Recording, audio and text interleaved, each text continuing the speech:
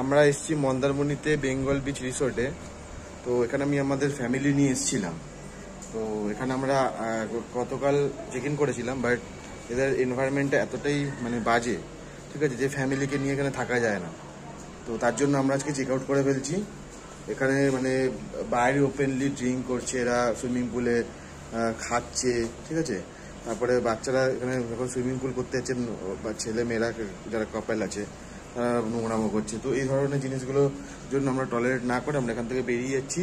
আশা করি যে সমস্ত মানে ভিউয়াররা দেখছো ভিডিওটা, তারা যদি ফ্যামিলি নিয়ে প্ল্যান করে থাকো তাহলে মন্দারমণি এই যে বিচ রিসোর্টটা আছে, ঠিক আছে, এটা পারলে অ্যাভয়েড করো, কারণ এটা ফ্যামিলিদের জন্য নয়, এটা কাপেলদের জন্য ঠিক আছে। যদি কোনো কাপেল আসো তাদের জন্য ঠিক আছে, কিন্তু ফ্যামিলি নিয়ে বাচ্চা কাচ্চা আসো তাহলে এখানে আমি বলবো যে এসো না।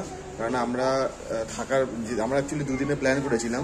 তো আমরা রিকোয়েস্ট করেছিলাম ওদেরকে যে আমরা নেক্সট দিন বেরিয়ে যাবো। তো ওরা আমাদেরকে ক্যান্সেলেশনের জন্য পরের দিন একটা পেনাল্টি দিয়েছে, 50% মানে আমাকে দিতে হয়েছে টাকা, ঠিক আছে। তো যদি কখনো কেউ বুক করো তাহলে একদিনের জন্য বুক করে এসে এক্সপিরিয়েন্স করো, তারপরে এক্সটেন্ড করো। যদি মনে হয় যে না হ্যাঁ এক্সটেন্ড করা যাবে তাহলে করো, আদারওয়াইজ কিন্তু এক্সটেন্ড করো না। কারণটা হচ্ছে যদি তুমি 2 দিনের 3 দিনের জন্য বুকিং করেছো, পরের দিন বা যেদিন তুমি এক্সিট করতে চাইবে সেদিন ওরা 50% করে এক্সট্রা পেনাল্টি দিয়ে দেবে। তো তোমাকে ওটা পে করতে হবে।